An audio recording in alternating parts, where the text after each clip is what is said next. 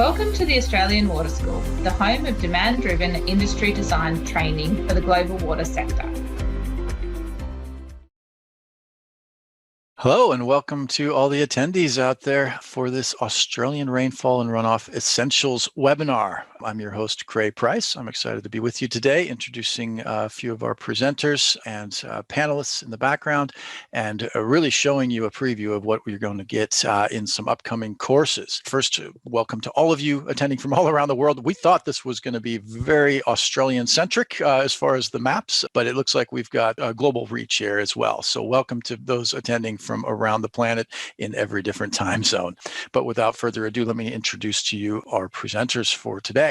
And Monique, Mark, Bill, if you want to turn on your cameras as well. We've got a few extras as well. Due to the overwhelming response to this webinar, we've recruited a few additional people to answer questions in the background. So hello to all of you. We've got the authors, some of the authors, key contributors to the Australian Rainfall and Runoff Guidelines on board with us today.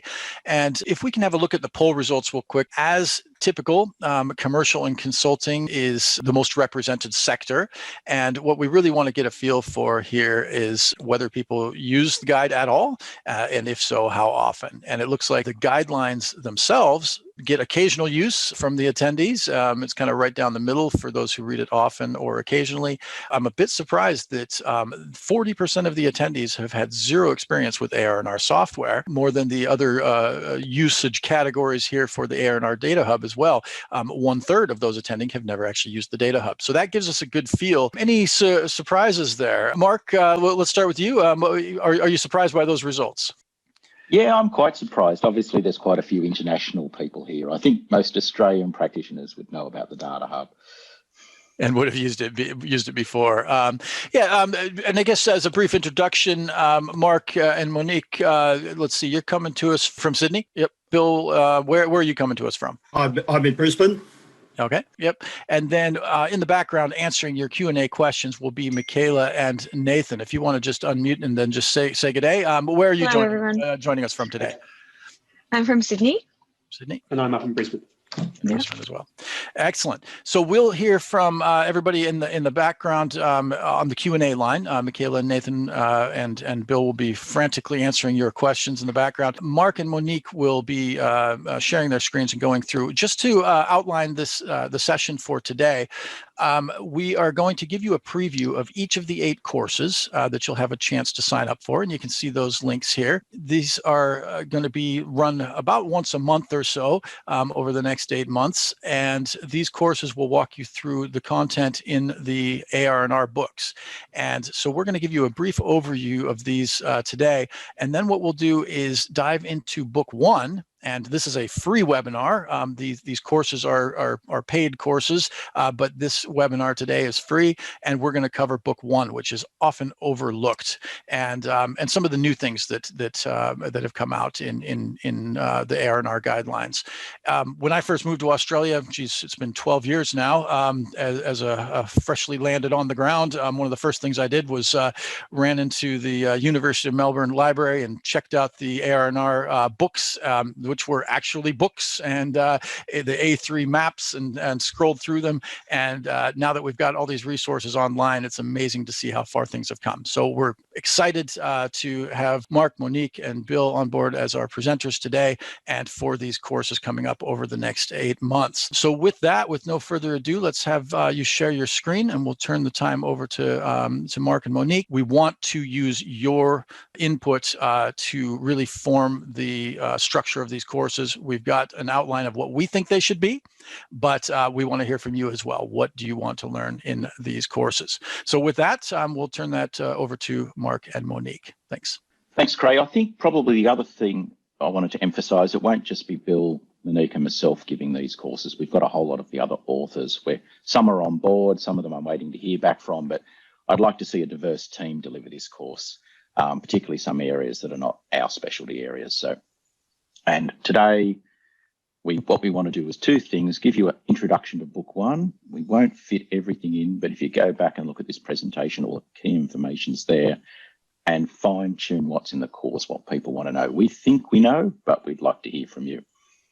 So what we might do is run through the course offerings, and then we'll get into book one. And book one's really important. All the philosophical and key information's in there.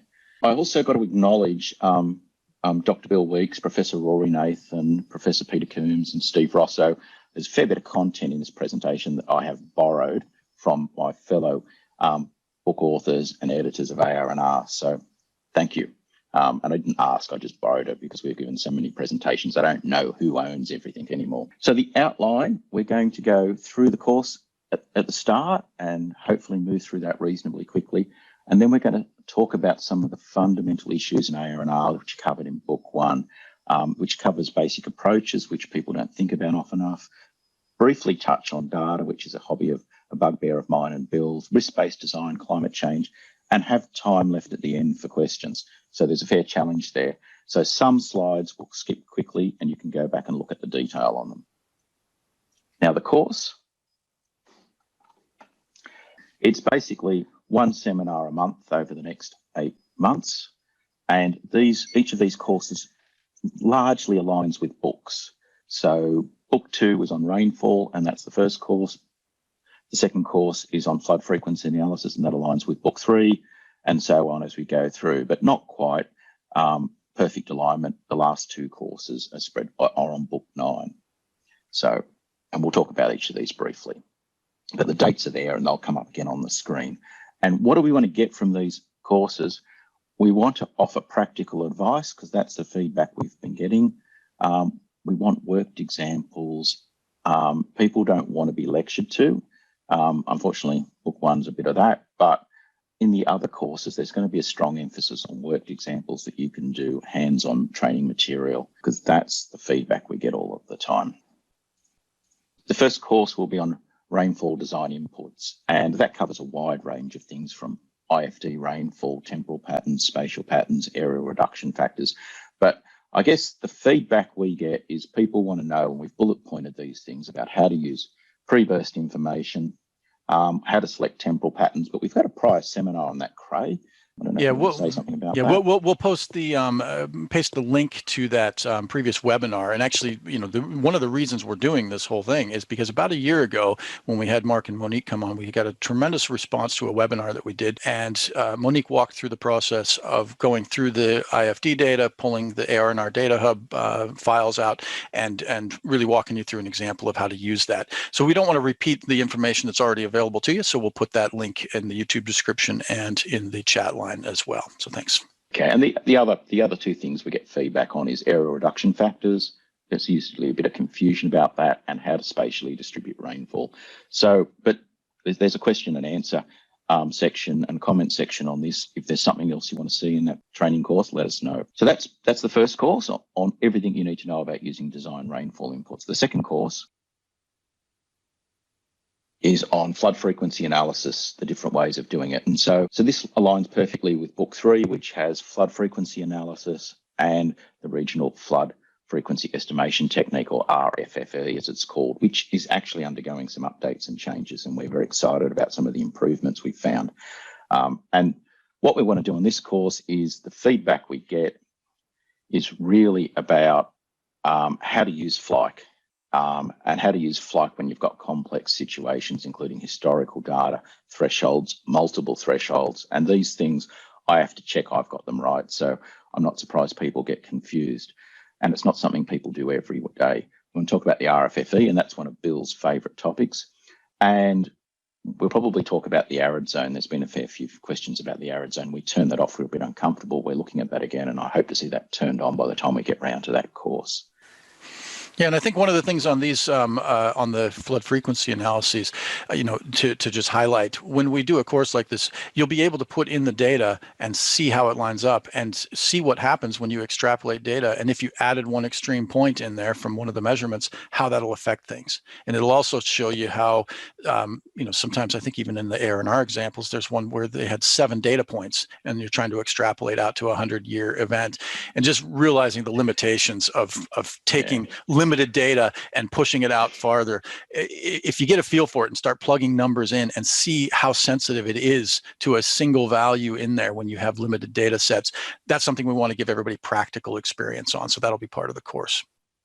The next This one's on hydrologic modelling. There's a detailed chapter on hydrologic modelling, but what we want to do is run a course where we step through with some of the common design models from the very beginning, using the data hub and the rainfall inputs in the previous course, and in using a model, getting the results, making sense of the results, and picking the case you're going to use. So this one won't be particularly big on theory, it'll be particularly big on hands-on experience.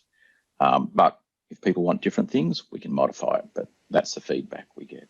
And the key is that you'll get the software to use while we're doing this. There'll be some free software we use, and then we'll highlight a few things on some additional packages. But do you want to mention anything about the specific packages that you might be using, Mark?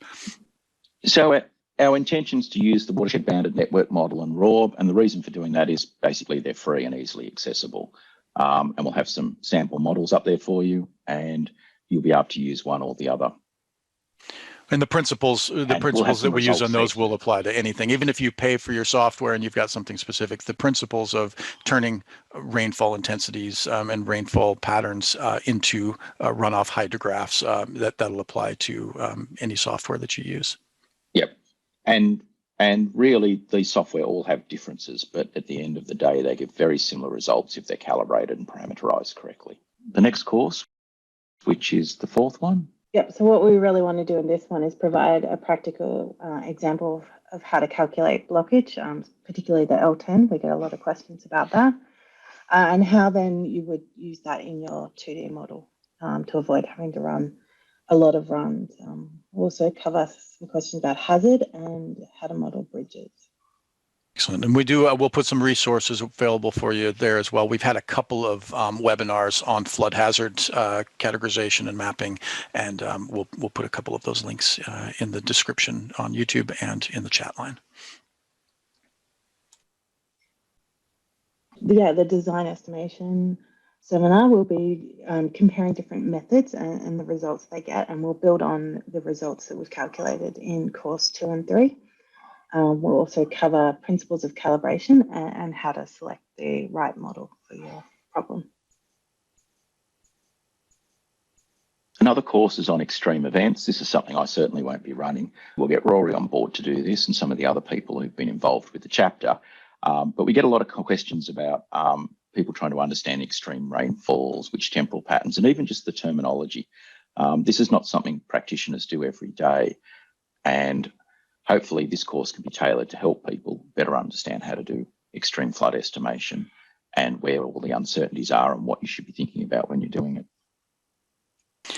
And then with this, I know there's a lot of people who are interested in doing what you see here on the GSDM method and GTSMR method. Any comments on in the course how far will attendees go in being able to generate, for example, a PMP rainfall depth for a specific area? So I'm pretty sure we'll cover generating a PMP rainfall, but we won't be able to, in that time frame, do a full hands-on example on turning that into a flow. And if there's demand, I'd like to see a subsequent course on that, where people are just led through an example after they've seen this background course, because that's the sort of feedback we keep getting. People want hands-on. Yes, and one thing to keep in mind, these courses are, I think, 3 hours each for the lectures, and we wouldn't have time to get into every detail of it, but we do want your feedback on what you want to see more of, and what we can do is custom tailor a specific course around something like developing a PMF, flood from PMP precipitation, and what you do with losses, and how you would assign an annual exceedance probability to that. Those are the kinds of things that we want to get your input on from the attendees. Okay, so the last two courses are going to be on urban flow estimation, flood estimation. So that's two courses, one book in ARR, it's the last book, but we've decided to split that course up. Peter Coombs will take the lead on this one into the first course will be on urban theory, and we'll go through all of the background material in quite some detail. And that should have everybody understand what's changed, why we're doing stuff, what the latest advances and thoughts are on urban flood estimation and the challenges, and how how we're developing our towns and cities now in a very modern way. But the second course is probably the one more people have asked for than anything else. And that's really, they want a hands-on worked example. And I guess that's going to be a bit of a challenge for us to do, but we want to spend the bulk of that course on a hands-on example where people can run it, not get lectured to, get some results, work out how to do the urban losses, which is a big question we get asked. And we'll also do a little bit on direct rainfall. And I think, Craig, you had some questions about how you represent buildings. Well, I think that's just one of the most common questions we get in our when we run hydraulic modeling courses, the ones that we run through the Australian Water School. In the end, you know, one of the most common questions that you get in urban areas: how would you reflect buildings? You know, should we take filtered terrain data that has buildings removed, and then put selected ones in that might store water, and not convey water? Do you put them into the terrain? Do you put them in as roughness elements? Do you just remove them from the 2D modeling domain so that flow goes around them? Those are some of the things we'll discuss in the course. You know, the advantages and disadvantages. No one way is correct, or always absolutely right. You'll want to do it different ways. And I've got single models that have buildings modeled 5 different ways, because they all need to do different things, and they all have different resolutions in the grids. So these are some things that we'll talk about, those trade-offs and those balances, and give you a worked example that you get to enter. Do you want to talk about the model that you might use here as well, Mark? No, we're still a little bit up in the air on that, but we really want something that's free or easily accessible at nominal cost. But I was glad you didn't promise the absolute advice on how to do buildings. That's not Yes, exactly. So this is what we'll have a little bit of theory and a little bit of the trade-offs that we'll discuss in these courses, and then try to get as quickly into an actual example, a practical hands-on example as quickly as possible. And with that, I think that gets us through the 8 courses, and I think what we want to do now, again, keep those questions coming. These are the dates that you see again for the courses coming up. So that was just a brief preview. I mean, we hit those very briefly, but if you have any more questions about that, do let us know. If you're looking to sign up for any one of these or all of them, the whole set, there's a discount for doing the whole set. Let us know if there's any of those questions. Put them on the Q&A line. We can still address those questions, but we do want to get into book 1 and give you some relevant content here, give you a bit of a preview of what these courses are going to look like, and show you an example, by getting into this as quickly as possible. So there's a few questions coming in on the Q&A line. Keep them going while Mark and Monique are doing their presentation. Okay, thanks, Craig and Mark. So I'm just going to run through some of the fundamental issues in those first couple of chapters of ARR, which I know everyone online has read. So ARR has a long history, dating back to 1958, and I've got some pictures here of their different editions, and obviously with 2016, 2019 being an online version. So what are the big changes that have occurred in practice since 87? Ensemble and Monte Carlo approaches are being used to better capture variability. We're moving away from simple burst approaches towards complete storms. There's less reliance on the rational method. I know there'll be some people groaning at that, but we are moving away from the rational method. We've got the regional flood frequency estimation method, which we're going to cover in detail in one of the courses. We've got the incorporation of climate change and blockage of hydraulic structures. And so key changes that have occurred to the design inputs to ARR, IFD, we've moved from bureau-only gauges and static A2 maps to using data from other agencies and having online availability of IFD data. With aerial reduction factors, we've moved from using US data to Australian data. With losses, we've now got national advice available at the Data Hub rather than jurisdictional advice only. And I love this one. Queensland's data was for losses in 87 was actually a personal communication from Bill Weeks to Dave Pilgrim. So moving away from that to something a little bit more scientific. And temporal patterns we spoke of in our last seminar. We're moving from an average variability method to temporal patterns that are based on historical records around the state. So we've also moved in terms of probability terms that we've used. We've made some changes there to try and clarify confusion.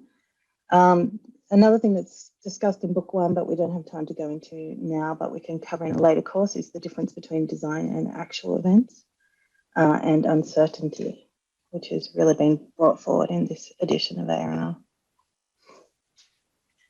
So probability concepts are fundamental to flood estimation, and effectively communicating those concepts is essential for understanding not only within our practice, but also with the community. So the concerns that with terminology were the clarity of meaning, technical correctness, and practicality and acceptability. And we had a lot of long discussions around the ARR technical committee about what was the best way forward with terminology. But we felt that recurrence intervals and return periods are often misinterpreted by the community and even by other technical experts. And we tried to come up with a terminology that really captured that floods occur randomly and that they can be clustered. And the average occurrence interval, which refers to the average occurrence, not the time between events, was really causing confusion in terms of presenting that issue. And so what we came up with was this Rosetta Stone, where we've moved away from the ARI terminology and we're moving towards annual exceedance probability and the different ways to present that as either a percentage or 1 in X.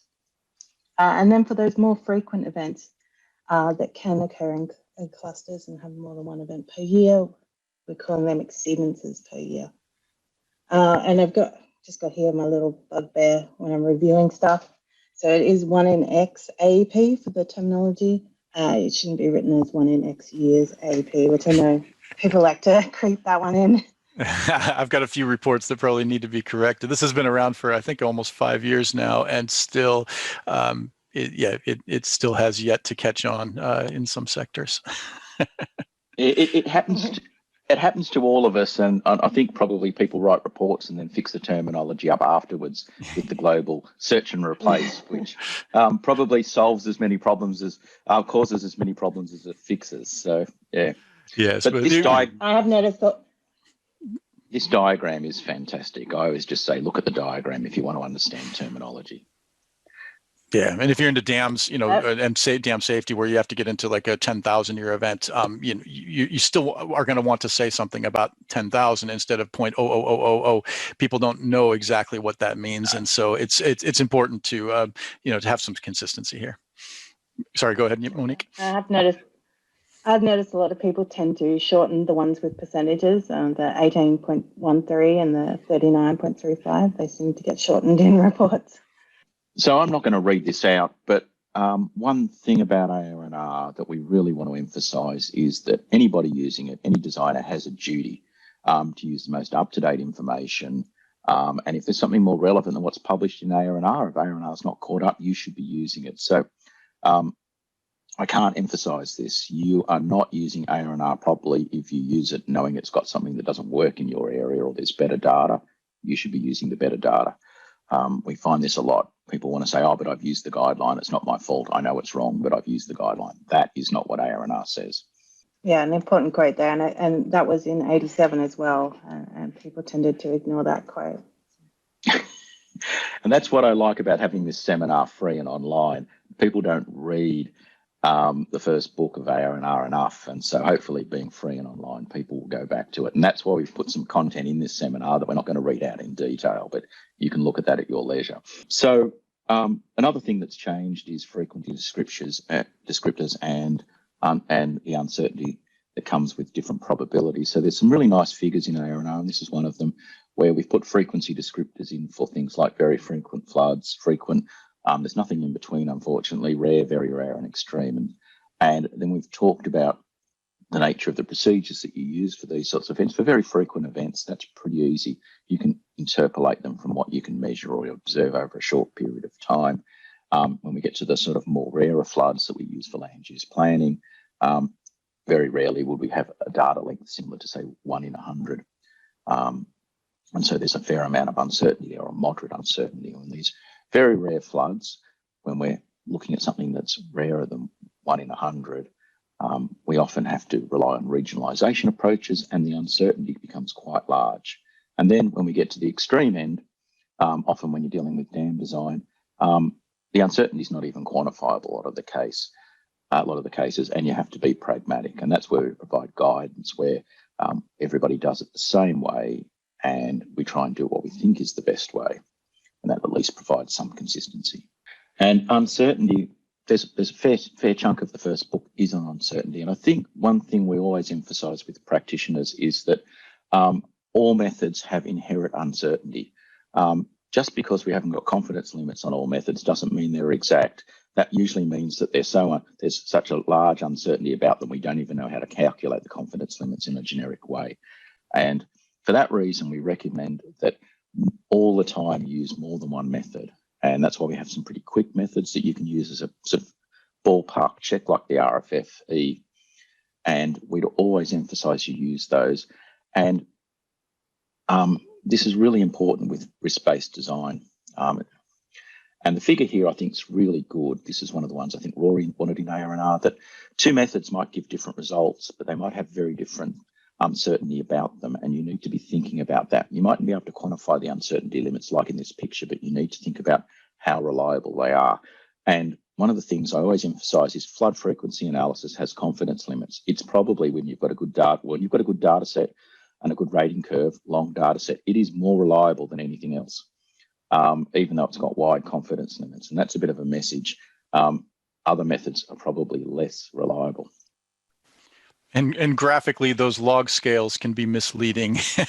and people look at the RFFE results because it automatically spits out the 5 and 95% confidence limits. People look at it and say, oh, well, that must not be very exact because it's an order of magnitude higher or lower, and you're still in the confidence limits, not realizing that even if you did it in, whether it was in RORB or in a hydraulic model, you've got so many variables in there, probably end up with the same confidence limits. It's just not displayed automatically for you to see. Exactly, and particularly on an ungauged catchment where you don't have any local data. So another question we get asked all the time is about existing studies. Do I need to urgently update? You should be progressively updating. We didn't need to run out immediately when ARR came out and update everything. And probably if you did, you probably regret it at this point, because there was a little bit of catch up and a few things got sorted out along the way with a document this size. But the thing in red there, I'd really like to emphasize, if you've got flood frequency analysis using a good data set, a long data set, and a good rating curve, nothing is going to beat that as long as you've used a relatively modern flood frequency analysis technique. It will be more reliable than a rainfall technique. But in general, ARR methods should be more defendable than 1987. There's been a fair few people questioning that, but there was no broad scale validation done in 87. At least in 2019, we've actually tried to quantify how reliable the methods are. But in all cases, your results should be reviewed, and you should check whether they make sense. So if you've got existing studies, you can do some pretty quick checks. One of the key things in book one is the two classes of approaches. There's data-based approaches and there's rainfall-based approaches. And the next few slides are going to focus on this. And there's this diagram up in the corner, which it's not super intuitive to some people, but I would suggest people have a good look at it.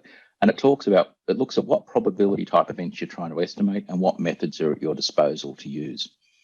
And often people run into doing assessments with just the method they prefer without having a look at what's the best method for that sort of problem. And the example I would often give, if you want to work out a 1 in 2 AEP or a very frequent flow, maybe a rainfall-based technique based on ARR design temporal patterns is not the best approach. Other approaches will probably be a lot more efficient.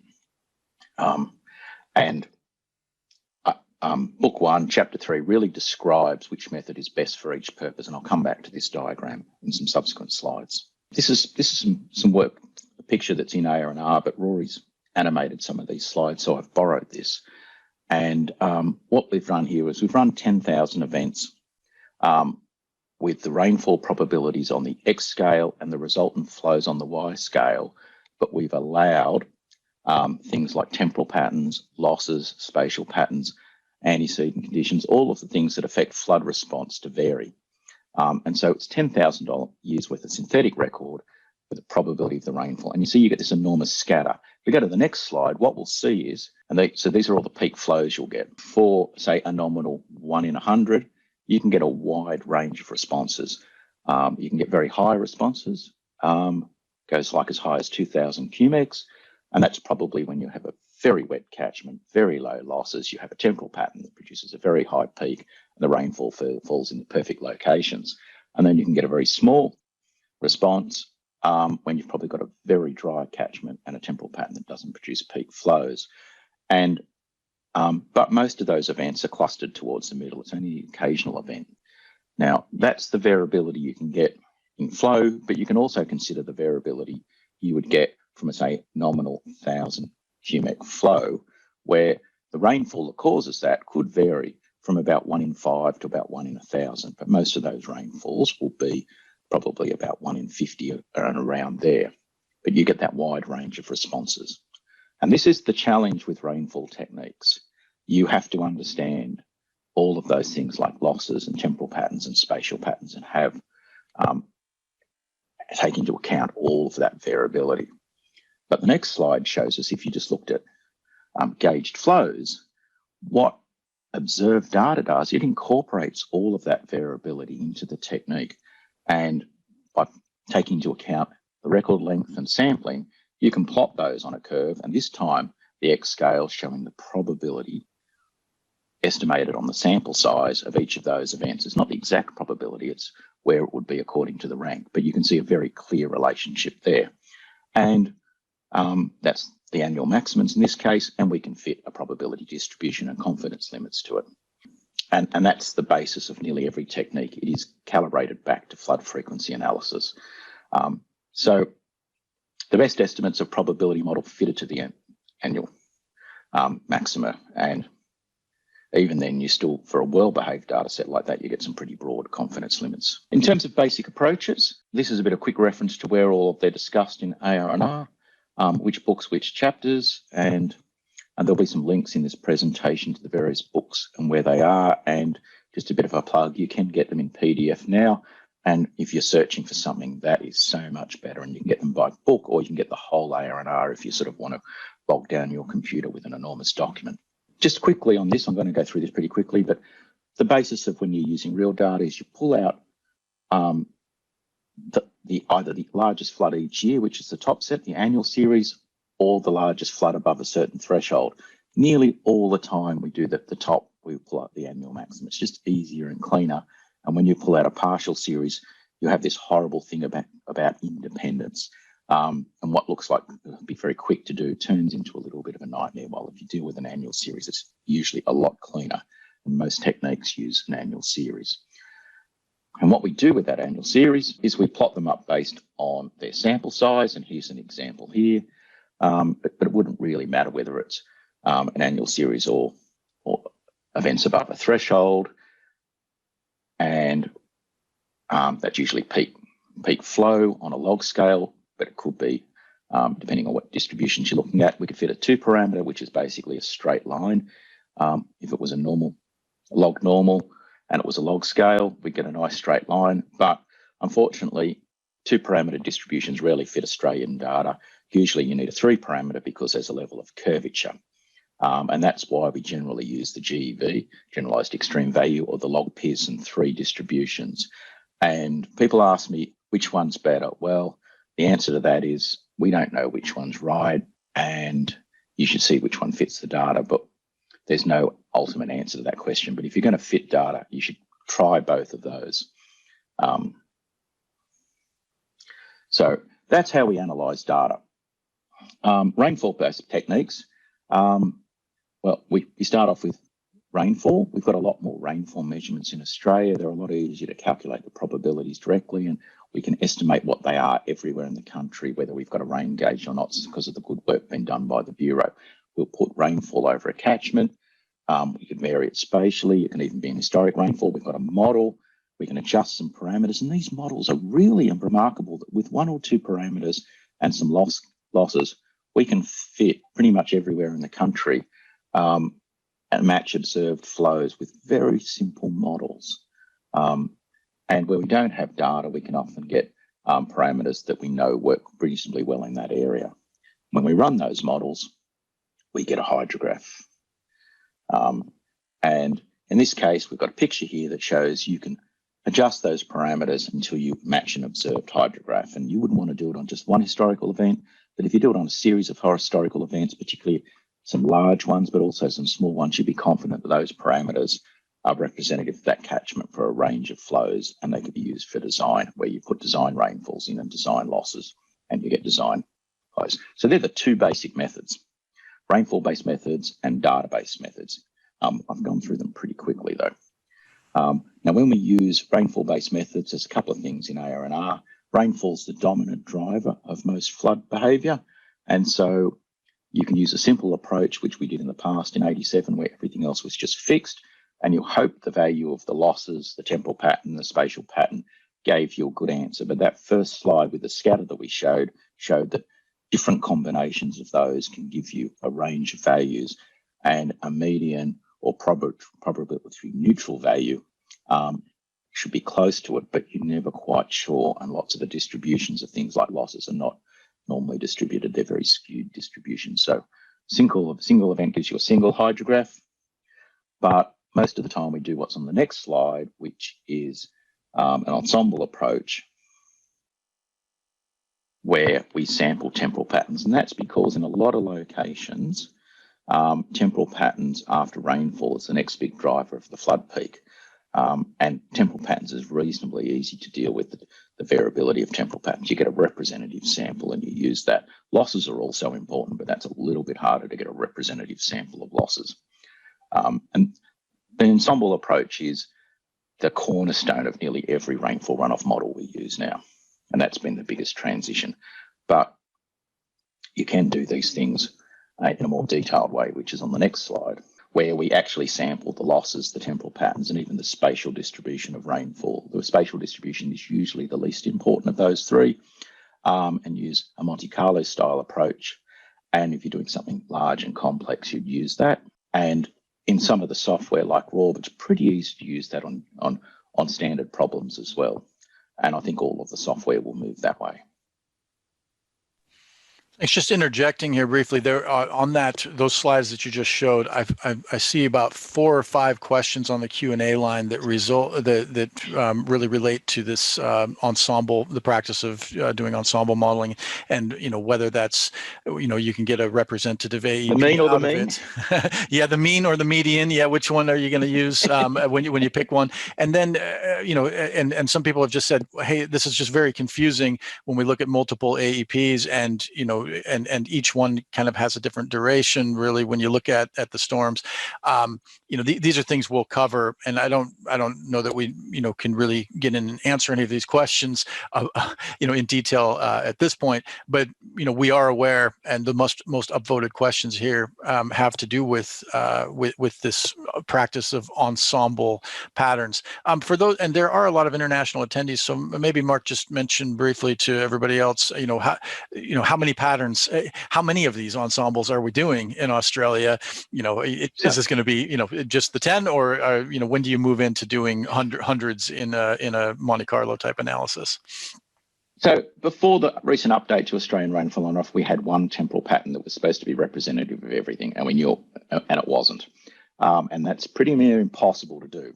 So we moved to 10. Now that sample of 10 means you have to run 10 times as many events, which doesn't seem that hard to me because computers have gone a bit faster in the last 30 years, more than 10 times, is trying to be representative of all the broad variability. And that's a big ask, but we've picked those 10 patterns to hopefully be representative. Really, you should run more than 10, but I guess my thinking at the time, and others thinking at the time, well, they're going to lynch us over 10, so we won't push 20. The testing that we did suggested that somewhere between 20 probably would have been better, and anything beyond 40, you're wasting your time. But it really depends on different catchments and different problems as well. Thanks. And one of the main questions, one of the questions that has come up regards hydrology versus hydraulics, and running these kinds of patterns, running them, running models multiple times is fairly straightforward in a hydrologic model that turns rainfall into runoff and into hydrographs. In a hydraulic model that sometimes takes days to run, Monte Carlo is sometimes impossible to do, and the ensembles, depending on how many events you're doing, if you start multiplying the number of hydraulic model runs by 10 and then times each of the AEPs that you're doing, you've got run times that are sometimes you can't deal with that runtime, and you have to select certain ones out of your hydrological model to put in your hydraulic model. Yes. Any comments on that, Mark? This is a bugbear of mine. I acknowledge the issue, but really your hydrologic model should be reproducing your hydraulic model, and they both should be reproducing what you observe if you have observed. And if you've got the model, your simple hydrologic model calibrated well, or the two models should reproduce things. That's been done many times, and then you can use the fast model. But your other option is to have a cut down hydraulic model that runs fast as well, particularly for the key probabilities, quantiles like 1% you're looking at. And people say, but I've got a really fancy hydraulic model. Well, what is the point of putting rubbish into a really fancy model? What do you think it'll do with rubbish inputs? Doesn't matter how good it is, you'll get rubbish outputs. So there is a quandary there, but if you want reliable results, you need to account for variability. And it's probably more important than the resolution of your hydraulic model.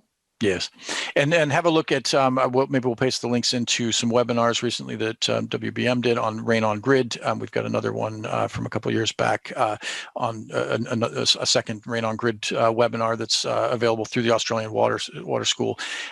That's where when people use rain on grid models in hydraulics as a substitute for a hydrological model, that's when you probably need to start running many patterns instead of just taking something out of the hydrological model and sticking it in as a boundary condition to your hydraulic model once all this has been done.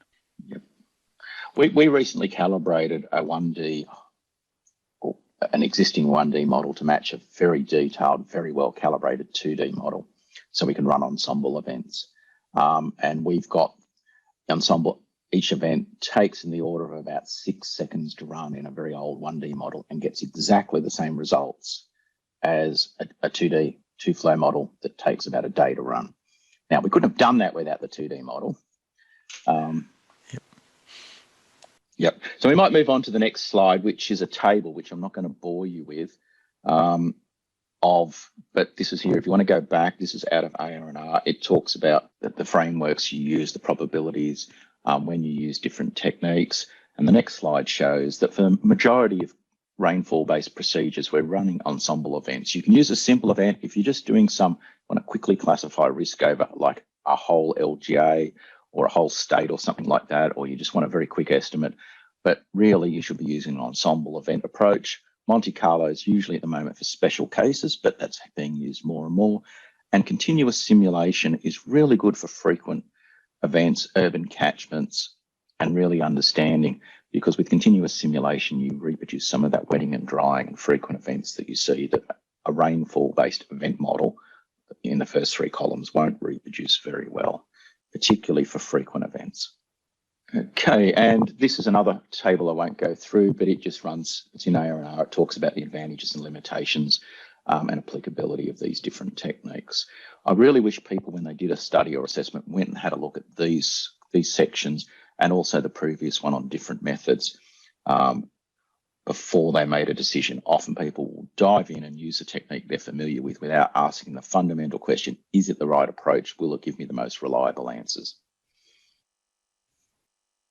And that brings us to one of my favorite graphs, but it always does my head in slightly. I have to reread the text about it. This is one that Rory came up with. It puts all of those techniques on a slide that's in the bottom corner and shows what probabilities you should use them for and where they're most efficient. Basically, the bigger y-axis is where you've got the most efficacy. I think the next slide basically puts a box around the rainfall techniques. So they're rainfall techniques, And that's why they're the basis of a lot of, it's covering more than half that solution space. While the bit in the top left-hand corner is really data-driven techniques, but in many locations you just don't have data, and you'll have to either use a regional data technique like the RFFE, and we've got a whole course on that, but you should always use the RFFE because it will take the average person on the web page method about 30 seconds to actually get an estimate, and that's pretty efficient, so why wouldn't you do it? The other big challenge, and we always want people to use multiple techniques, is really reconciling. We've got a whole course on this, but really you should run multiple techniques and then you should look at how they compare. So here we've got at-site data, which is a luxury with a nice fit, a well-behaved data set and some confidence limits. And here's some estimates we've got from a rainfall method. Now that's pretty good. I'd be happy with that. In fact, I'd be pretty stoked on that. I'd want to look at how the smaller events which are not plotted up here look. It looks like it's trending low, but at least on your 1% or 1 in 100 estimate there, in hydrologic terms, pretty much bang on. And you'd be pretty comfortable whether the red or the line through are giving similar answers. The problem you've got is when multiple techniques give very diverse answers, you've got to understand which is the best, or whether you take the average of them, what you should do. Data, I might ask Bill if he wants to turn on his microphone and say a few things, but we've introduced the Data Hub in ARR where you can go get all of the pre-processed information, but that's not an excuse to not go and get data. And I put this little simple quote in, which I don't know if Bill wrote: practitioners need to utilise as much local information, even if this data is anecdotal and limited, if possible, if they want to reduce risk. Bill? Yeah, I think the important thing with data is that it's all very well to have fancy computer models, but you really need to make sure that those computer models work with what's there. And data isn't just formal stream gauging or rainfall data, but it should be any anecdotal data of what do local residents say is the highest flood ever recorded, and that sort of example. So it's to use whatever information you can, and this can be historical information on old newspaper reports, or it can be information from consultation with the local community as well. So using local data is absolutely essential to make sure that your theoretical methods are as accurate as they can be. That's probably enough to probably also that is important to use. I think, Bill, we should say also it probably extremely lessens the likelihood that somebody will make a PI claim on you as well. And yes, it's sort of embarrassing and expensive if someone comes up, you finish your expensive report and you've got an answer and someone says, well, I've lived here for 50 years and I've never seen a flood that high, or I've lived here for 50 years and I've seen 5 floods higher than your 1% flood. So it does, you've got to head off those sorts of comments and complaints as well. Okay, so there's our lecture on data. We're both advocates of this, and we think we should spend some time. And I might make a plug here for a past and an upcoming webinar as well. Last week we did one on rating curves and taking stream gauging data and how representative that can be of the flows, some of the pitfalls in that. Have a look at that one. And then next week, WBM, I think Chris Huxley will be doing one on calibrating your hydraulic model to the measurements and trying to use some of that anecdotal information, high water marks and things like that, as well as aerial photography or whatever you've got, stream gauging data, everything else, to make sure that your model is good. So have a look at those free webinars and then come along to the course to get a little more detail on the practical applications for this. So back over to Monique, I believe, for the next one. So risk-based design. So industry is moving away from probability-based design to a risk-based design approach. Flood risk is the result of human use of the floodplain, and flood risk really affects life, safety, assets, the community, and the environment. So all the details can be found in Book 1, Chapter 5 on this. So risk estimation leads to informed decision-making, and It's a systematic approach to understanding the nature and level of risk, which is done through probability of flooding, the nature of the hazard, so depth and velocity, and understanding the consequences. Traditionally, we've used a standard-based approach. We're managing risk by probability and restricting consequences. So for example, using the 1% AP as floor levels and planning levels, which is used in most states and local authorities. In terms of bridge serviceability, they use a 1 in 2,000 AP, and that's documented in Australia. Or with a level of service approach, so where you're designing a road that each crossing is open in a certain probability event. So there are a number of problems that are associated with design standards. They cluster consequences just above the standard, for example, just above the 1% AP for floor levels. If you're designing roads for a 1% AP and you're setting floor levels to a 1% AP, there's obviously a clustering of risk there and events just bigger. And it does not consider what to do with the residual risk. And there's no consideration of costs or consequences with this approach. So we've got some examples here of guidelines that are transitioning towards risk-based design. So ANCOLD and dam design, they were the first to kind of move to that approach. And in floodplain management, Handbook 7 is an advocate of risk-based design. Over to you, Mark. Okay, yeah, climate change. So we had a seminar a couple of weeks ago on climate change, and we had the experts on, so I'm not going to lecture you on this sort of stuff because I'm not an expert, climate change expert. I'm a flood hydrologist. But a couple of things on the more practical aspects. Something people often forget is ARR 87 acknowledged the emerging understanding of climate change and the risk that was involved. So this is not something new. ARR 87 was really concerned that the latest advice at the time was we are probably altering the amount of CO2 in the atmosphere was going to have climate consequences. And the advice in ARR is based on some expert group from CSIRO, Bureau, and some of the universities. And we've provided what I'd call interim advice, but every time I do anything that's interim, it seems to hang around for a long period of time. And that lets us quick and easily do something that's reasonably defendable, not perfect, but it's the best broad scale advice we've got. Okay, if we just moved. So a couple of things with climate change and flooding.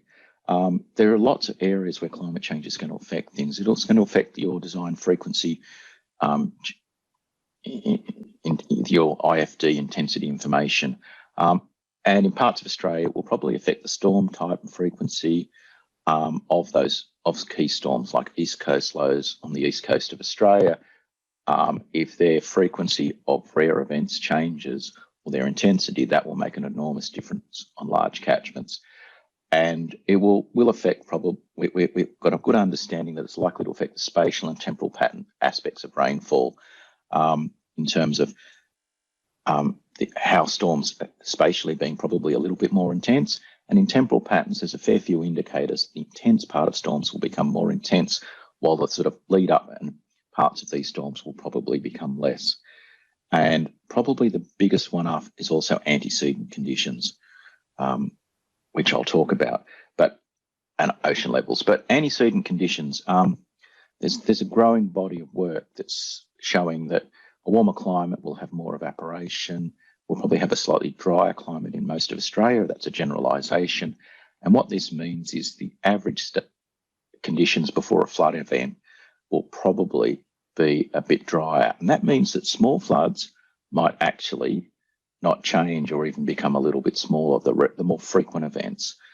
But that won't apply to these very rare events if the rainfall goes up as much as we think. So climate change is complex. And there's a lot of work going on, and I'm sure in the future there'll be more detailed advice. But rainfall is probably the biggest driver, and that's why we've provided advice on that. We'll just move to the next slide. Now, this was talked about I don't know if it was put on the screen, but it was talked about at the last seminar on climate change. There's a really simple decision tree process. It might look complicated on this slide. I won't go through it in detail, but basically, if you're doing some sort of design or estimating something, you really just look at, do I have to factor in climate change? Is it a long-term or a short-term? You're building just a temporary bridge, you wouldn't bother about climate change. You're building something for 100 years, you would. What are the consequences of climate change? And is there a requirement that I have to do it? And this decision tree might look a bit complex. You do that once, you can do it in your head, and you probably do something in your head now, but this gives you a very structured approach. And I'd encourage people to try this once out of ARR. The next slide shows you a zoomed in on one of the 3 key decision trees, and looking at residual risk and whether there's a statutory requirement to incorporate climate change, because that is happening all around Australia as states are saying that you must factor this into what you're doing. Now, in terms of climate change in ARR, we use some work by CSIRO with these NRM clusters. So the country's just split up into about 10 different zones that are here. We also use these for the temporal patterns because they made sense to us at the time. And when you go to the data hub, you pick which of these, you put your location in, it tells you which one of these NRM clusters you're in, and using pretty simple temperature scaling until we get more detailed advice. And I think that will pop up on the data hub in the next couple of years. You click on a site and it gives you some results, and you get something like this. And I don't know if Monique or Bill wants to chip in as well on this, but you get these percentage increases between 2030 and 2090 for that zone for rainfall. So it's not very hard to apply. You can just factor up your IFD information by this. We've got 3 categories there. We've got representative concentration pathways that you can Google and have a look at what they mean in terms of how much CO2 we produce, basically. Unfortunately, the mid RPC6 is greyed out, mainly because when this work was done, there wasn't as many models. This procedure is written up in ARR. This implementation on the data hub does all the hard work for you, and it's a little bit more advanced in that it gives you a smooth result, while if you follow the ARR procedure to the letter, you get a very clunky response with decades, because it just looks at which bin they're in, not how much they're in each bin. But this is basically our best estimates at the moment until we get detailed work from the state. And Monique, do you want to mention the last 2 comments? Yeah, I think the important thing to note here is that it's an increase in the rainfall, not the flow. You often see people factoring up the flow. And also, there's currently no advice on how to include climate change in P&P estimates. Do you want to comment on that, Mark? Yeah, well, there's no advice. And I guess a lot of us have a gut feeling that it will increase P&P estimates, but the experts haven't really given us any guidance. And I'd hate to be the person making a decision on a dam upgrade, because you're sort of out there a little bit in terms of what you should be, particularly a high hazard dam, on what you should be factoring in. But yeah, currently there's no advice. I'm not sure what's happening in the rest of the world. Yeah, so we just thought we'd put this up here, the ARR-software.org website. I know a lot of people are familiar with the Data Hub and the RFFE sites themselves, but this is the kind of landing page before you get to all that, which provides you with a great links to the legacy Data Hub, where, so if we've made changes, there's an older version available, RFFE, Project 18, the Joint Probability Project, and there's also a link there to the guidelines and the old project reports, if you need to refer to them. Old project reports? They're still current, aren't they? Oh, true. But the project reports that go behind the ARR document. So I think if you want more detail on any topic, jump in there and have a look at how the methods work. We've also got some key links here where you can find the ARR guidelines, the IFDs, and those various ARR software packages. And this presentation will be made available through the Australian Water Schools, even through the YouTube links and through the links to this webinar, where you can get these resources and just click on the links, so you don't have to copy and paste them on your own. Those should be interactive and working for you in the resources section of the Australian Water Schools webpage. Excellent. So we're on to thanks for questions. that. We're on to Yes. Great. Who would have thought we finished that on time? Exactly. Looking at the number of slides, yeah, we were getting nervous that we would be pushing it all the way up to the half-hour mark, and so we've got over 20 minutes for questions, which is great because I see at least 30 questions here, some of which we've gotten to and some of which we haven't. So those who have been answering questions in the background, feel free to come online either with your audio or with your video if you'd like. This is really now a point of discussing what's coming in these courses and also addressing some of the questions, some of the technical questions that have come up. I'll start with one here and then turn over to others. Somebody said, I don't understand the risk and consequence assessment and what that means, what you mean by consequences and taking a different approach. And I guess I'll take a quick stab at that. I know in the U.S., working for any federal government entity like the Corps of Engineers, a few decades ago, they changed from doing a standard 3 feet of freeboard, for example, to going and looking at the percentage that might be affected, like the exceedance percentage for a particular catastrophe. And in a levee design, for example, instead of applying 3 feet, which is like 1 meter of freeboard across the board, they were finding that in some places they're wasting your money because it's, that 3 feet gives you, takes you from the 100-year, what we call the 100-year event, up to a 500-year protection. And in other areas, it only takes you to the 110-year protection, if I can use those terms. So that's something that we've done in the US for quite some time. Go ahead, Mark. I was going to say, if you're out in the parts of the Western New South Wales or in the Murray-Darling, like if you added 3 feet, which is basically a meter, to a flood estimate, it would take about 5 PMFs to get that level. Exactly. Like the floodplain would be, 20, 30, 40 kilometers wide. So, and that's one of the reasons why you need to think about these things and why we're moving, because that would be a very expensive design if you're just doing it with a fixed freeboard. Yeah, and a lot of the things are say a levy.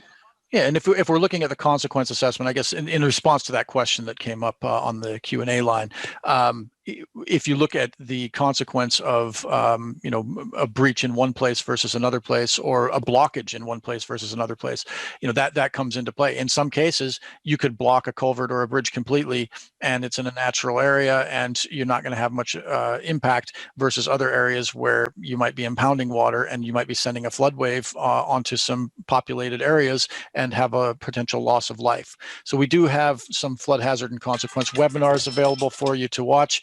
And we'll put those links in, but that kind of consequence assessment is built into a lot of the ARR guidance.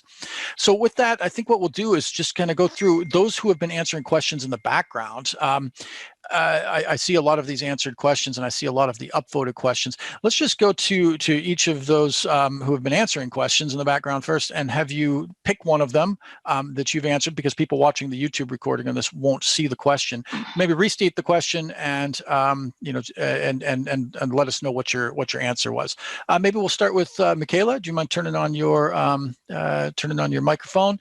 And just let us know one of the questions you've answered in the background. I see you've been busy doing that. If you just wanted to pick one that you think is of interest. I think the most recent one I've answered was one on rain on grid modelling, and what best practice looks like. And it's covered in Book 5, Chapter 6, but really it's just about being careful around the parameters that you use and how those would change from a standard hydrologic model.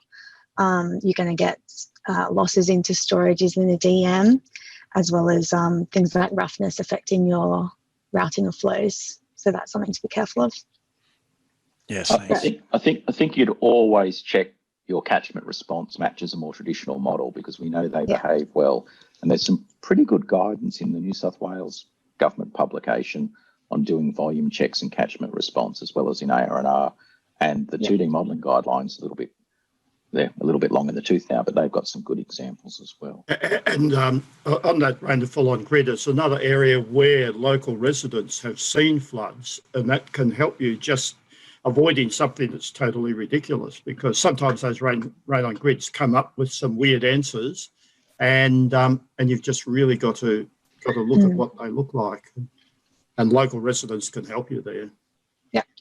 No, thanks. I'm glad you picked that one. All of the Australian Water School webinars are numbered. Maybe I should have just been mentioning the numbers here. Number 37 and number 104 cover rain on grid modeling and some of the potential pitfalls. Probably one of the biggest potential pitfalls in there is bad terrain data. No matter what we're doing, if we have bad terrain data, or some people try to use satellite data, SRTM data for rain on grid models, and it's going to give you garbage. So watch out for that. Nathan, I think it's, okay, sorry, Bill. It's not just rainfall on grid models. I think any hydraulic model, I've always found, if you've got two sets of survey, you've got to make sure they're consistent, and it's something that always makes it hard, even if you're doing a simple cross section. Good survey always makes it a lot easier. Yeah, exactly. Definitely.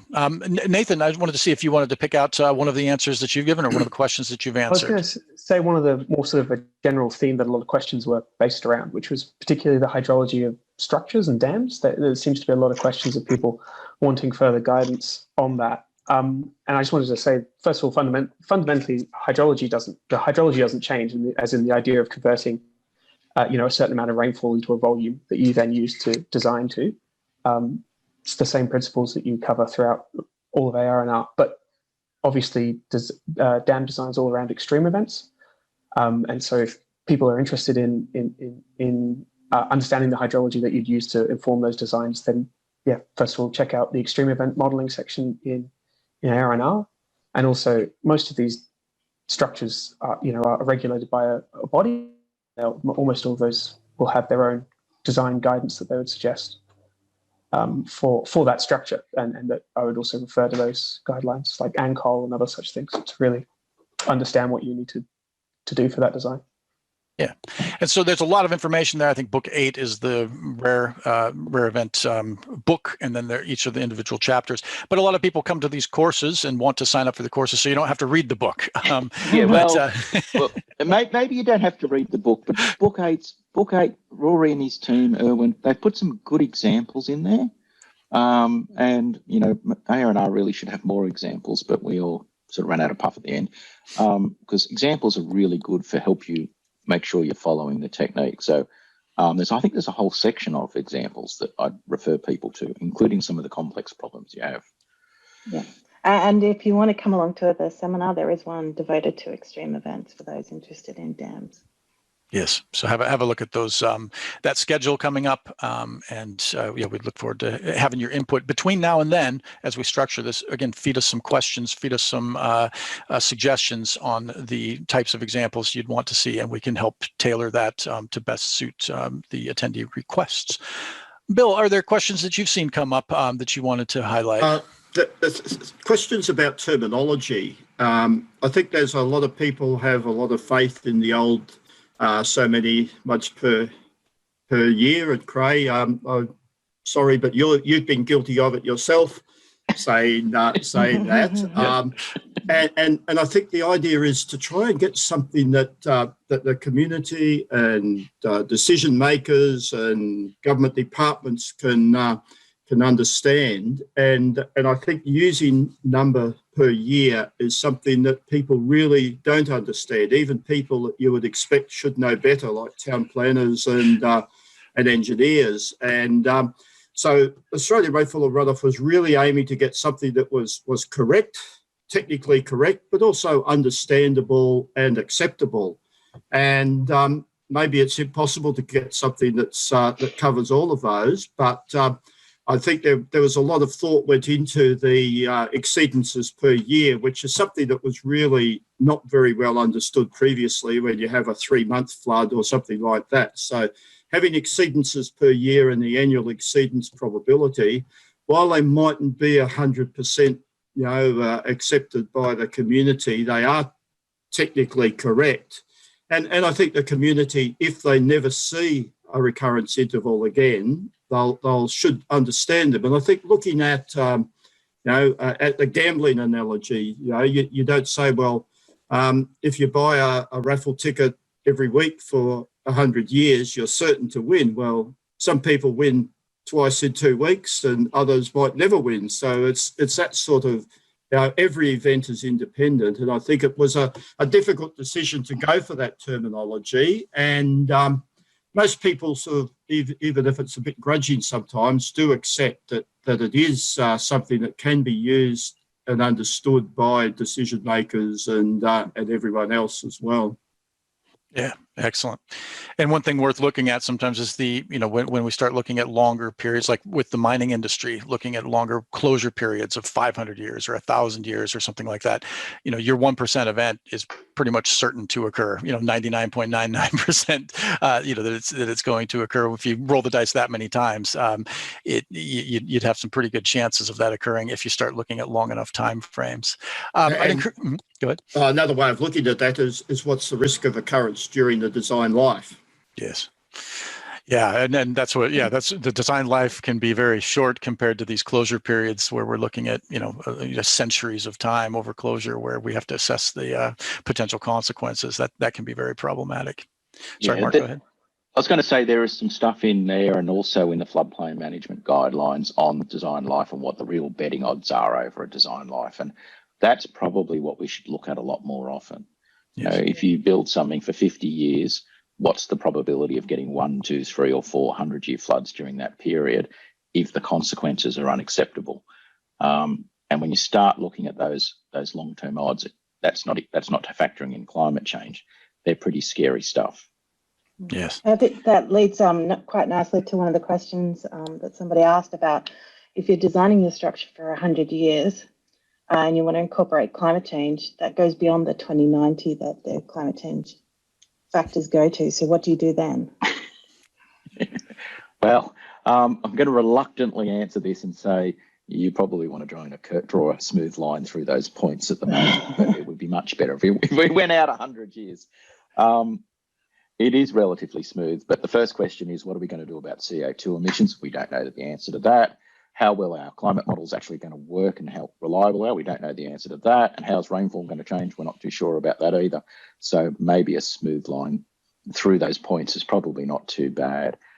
Everything depends on what we do with CO2 emissions, particularly in the next decade. And I would suggest people start lobbying for that, because I think we've got a responsibility to hand over an environment that's not significantly worse than what we've inherited. Mm-hmm. Yes, and that's and so, but everybody, practitioners want to know. You tell me the number, and I'll design to this. So that's there's a lot of ambiguity out there, and sometimes it's nice as an engineer to just say, you tell me, what I need to ramp this up by. So yeah, go ahead. I think the thing you need to think about on that, let's just say it's a little bit wrong. It might happen in 2090. It might happen in 2110. That's the best way to think about it. It's not so much the numbers, not exact. It's whether that effect's going to happen a bit earlier, or a decade or two earlier, or a decade or two later. But it is still going to happen, particularly with things like sea levels. And we're going to see that, and it's going to become very noticeable. And if we build something to account for that, we'll get, if it happens a bit later, then okay, we've built something a little bit earlier. If it happens a bit earlier, we get some benefits earlier. It's not as though it's going to go away. Yeah, no, that's true. That's a good way of thinking about it. The most upvoted question, actually, on all of these deals with concurrent flooding. And I don't think it specifically mentioned coastal, but that's one place where you might have some concurrent flooding, have a storm surge at the same time as a cyclonic event. Are those completely independent, or is it one related to the other, where one's dropping rainfall at the same time as it's pushing the storm surge up? The question itself deals specifically with a dam where you have a dam break and that happens during a flood, and would you have the peaks happening at the same time? Any thoughts from anybody on the panel on concurrent flooding and which course that might be covered in, and how detailed we might get into assessing the probability of kind of joint events? So I think there's a pretty simple example in the extreme flood chapter on concurrent flooding. I haven't looked at it in a long time, so I could be wrong. But normally, if you're doing something like a dam, there's usually a big enough study to make sure you get that right. You wouldn't just be aligning the peaks. You should be looking at the historical rainfall patterns and variability and understanding what those timing differences are. And if you're using a Monte Carlo technique, it's not real hard to basically look at the variability of those catchment timings when you're looking at those decisions. If you're doing something very quick, then you can probably assume the worst case if you're trying to work out how bad it could be. But if you're trying to work out the true risk, you really need to factor that in. And collecting historical rainfall data and looking at the historical timings will tell you a lot of things about that. Unfortunately, for most dam sites, we actually do have data in Australia. That's probably one of the few places where we do have reasonably good data. And you don't have to have the dam tributary and the other tributary. You can sometimes have the dam and the site downstream, which will tell you what the other tributary was doing with a bit more work. Sorry, Bill. I think the smaller routine projects are more difficult, where you've got a road crossing the tributary next to a main stream. What floods the road? Is it backwater from the main stream, or is it local runoff, or a combination? And you've got a lot of fairly routine projects like that, and that is something that is difficult to work out. You can't, on a dam, you're going to have a multi-million-dollar study probably as part of a design of a dam, but routine projects you don't, and it really is looking at local conditions, finding any information, and doing sensitivity tests as well. Yeah. Oh, thanks. Yeah, in the hydraulics chapter, there's a bit on concurrent riverine and coastal flooding, and even if you're not looking at a riverine coastal concurrence flooding problem, you're looking at another flooding problem. It's got a really simple technique in there where basically you assume the two things are concurrent, like the peaks align, and you assume the two things are not concurrent, like there'd still be rainfall on the tributary, but a pretty unreasonable non-aligned case. And you look at the difference. Now, if the difference is only 100 mils, you just use the concurrent one. If the difference is meters, then you'd probably do some detailed assessment. So the first thing you can do is, if you've got a concurrence problem, how big is the range between completely concurrent worst case and not concurrent? Yeah. And I think a lot of times when people in the past used 1D steady flow models, you ended up with a lot of things coming together at peak flow and things that actually couldn't really happen, and storages that actually, reduce your flow that would be accounted for in an unsteady model or in a 2D model. So we do end up with improved modeling techniques that can sometimes, gauge that risk a little better. So Mark and Monique, while you were talking on your presentations, I don't know if you had a chance to look at the Q&A, but if you get into the open questions and then also the answered questions, you may want to just scroll through those. We've got about 5 or 10 minutes left here to answer some of these. Monique, have you? Are there any on the chat line or on the Q&A line that you've answered that you wanted to highlight? I haven't answered any, but I've definitely spotted some that I want to raise. Sure. So there's been a question about what events you should be applying the climate change factors to, and should you be applying them to the more frequent events, say the 10% AEP? I think at the moment we're applying them to all events until we get some better guidance, but there's a fair amount of work coming out from some work by Conrad and Rory at Melbourne University, I think, and other places where we're not seeing the increases that we'd expect for these smaller events because the antecedent conditions are dominating. So at the moment, I think we're just applying them to all, but I'm sure there'll be some further guidance in the future. But what we see is people run all of these design events and add in all these climate changes, and they produce all of these runs and then all of these maps. Really, you don't need to overthink it like that. You really need to say, if I do have a 10% increase in rainfall, what does my 1 in 10 event turn into, or my 1 in 100? Does my 1 in 100 become a 1 in 70? And can I cope with that? We're better off spending the effort, I think, on decision making and seeing how robust our systems are than numerous runs. It might be that you run a 1 in 100 event and then you look at a 1 in 200 and go, well, it's nearly the same. So I don't need to go into all this detailed mapping and all of this sort of stuff. I can just say, well, that's what I need to plan for in the future. Yeah, and it's not so straightforward. We do love model runs and maps. Yeah. As a single number, it's kind of sometimes tough to say. You'll be in an area where it says the average annual rainfall is decreasing, but the short duration peak intensities are increasing. But at the same time, because of that warming and that extra capacity in the atmosphere for those bursts, you've also dried out the soils a little more, so your initial losses may have increased. And so what that end effect is, it's not, you're not going to always be able to say it's up or down, but having a contingency in there for the just in case scenario is worth running just to see what the consequences of getting it wrong might be. Not as simple as just changing the rainfall and leaving everything else the same, because everything else is affected as well. Yeah, exactly. All right. A few any questions? Monique, any others? You said you highlighted a couple of them, or spotted a few that you wanted to ask. There's been a few about the upcoming seminars and what they're going to be like. So there were some questions around how many people can attend and if numbers will be limited, and what kind of software people need to know how to use before they come along, and the format we're going to be using for the examples. So will it be some interaction between the people attending the seminars, or will it just be follow the leader? Okay, excellent. I think we've got about 3 minutes to go, so this might be a good chance to, again, thank you for coming on. Stay on as we close here. We might do some quick closing remarks, but also do a few announcements of what's coming up. So thanks for covering book one. Many people don't even look at book one. I have to admit, it's probably the one I've looked at the least and referred to the least out of all of them, because it just says introduction, and you think, oh, it's just introductory. But there is some good beef in it, including the climate change questions that have come up. A lot of those are answered there. And in the webinars, Janice actually addressed some of these questions specifically on what the guidance is on the webinar we did a few weeks ago. So as far as the content of the course and how it's structured, there's an LMS, this learning management system, that you would log into. We do limit the numbers just to keep that interaction going. So numbers will be limited. So get your registrations in quickly for that. And it's interactive and live the first time, and then maybe available later on demand to be able to watch the recordings of it, but you'll get the most benefit out of it if you attend these live. So we would do a presentation. All of the software would be provided for free. We wouldn't have any paid software required, and we'll work through some practical examples. So it would be kind of a forum like this. You can come on and say good day with your video, or choose to stay anonymous in the background and have your video off if you're in your pajamas.